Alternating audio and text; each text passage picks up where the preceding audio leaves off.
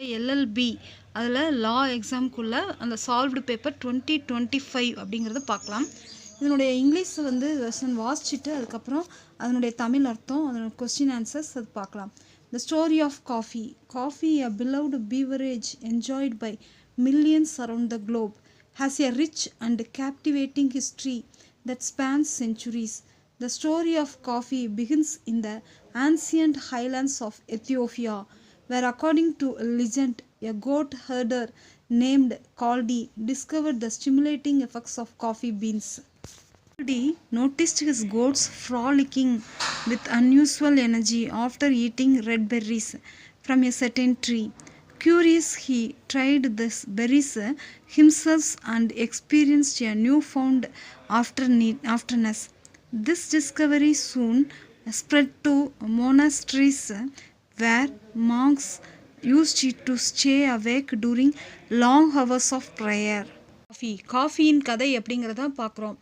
அங்கே அரேபிய தீபகற்பத்தில் அறிவு சார்ந்த விவாதங்களுக்கும் கண்டுபிடிப்புகளுக்கும் ஒரு ஊக்கியாக பார்க்கப்பட்டது காஃபி.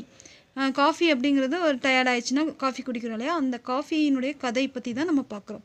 காஃபியின் பயணம் கரீபியன், மத்திய மற்றும் தெற்கு அமெரிக்கா மற்றும் தென்கிழக்கு ஆசியா போன்ற வெப்பமண்டல பகுதிகளில் காலனித்துவ தோட்டங்களை நிறுவுவதன் மூலம் தொடங்கியது. காஃபிக்கான உலகளாவிய தேவையை அதிகரித்தன.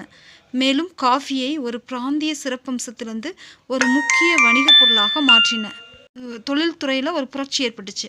அது வந்து காஃபி உற்பத்தி மற்றும் நுகர்வை மேலும் துரிதப்படுத்தியது. இது காஃபி தயாரிக்கும் முறைகளில் புதுமைகளுக்கும் உடனடி காஃபியின் வளர்ச்சிக்கும் வழிவகுத்தது. காஃபி வந்து உலகம் முழுவதும் உள்ள மக்களின் அன்றாட வாழ்க்கையில் ஆழமாக வேரூன்றிய ஒரு பகுதியாக மாறிடுச்சு. அதன் கலாச்சார முக்கியத்துவம் பாரிஸின் பரபரப்பான காஃபி கடைகளிலும் முதல் கொலம்பியாவின் அமைதியான காஃபி பண்ணை வரை பரவியுள்ளது. அப்படிங்கிறது ஒரு பிரபலமான பானம் மட்டும் இல்லாமல் சமூக தொடர்பு மற்றும் உற்பத்தி திறன் மற்றும் மகிழ்ச்சியின் சின்னமாகவும் உள்ளது. இப்போ காஃபி கடைகள்லாம் உட்காந்து பேப்பர் படிக்கிறது, அந்த சமூக தொடர்பு, நிறைய பேர் வந்து பேசுகிறது, அதை தான் வந்து இதில் சொல்கிறாங்க. அடுத்தது, நண்பர்களுடன் பேசும்போது மெதுவாக பருகினாலும் சரி அல்லது வேலைக்கு செல்லும் வழியில் அவசரமாக வாங்கினாலும் சரி, காஃபியின் கதை தொடர்ந்து வெளிவருகிறது. உள்ள எண்ணற்ற சமூகங்களின் வரலாறுகள் மற்றும் கலாச்சாரங்களுடன் பிணைந்துள்ளது. இப்போ இதுக்கப்புறம் வந்து கொஸ்டின்ஸ், ஒரு 5 கொஸ்டின்ஸ் வந்து இந்த பேசேஜ்லேருந்து கேட்பாங்க. அந்த கொஸ்டின்ஸ்க்கு இதுக்குள்ளே தான் ஆன்சர் இருக்கும்.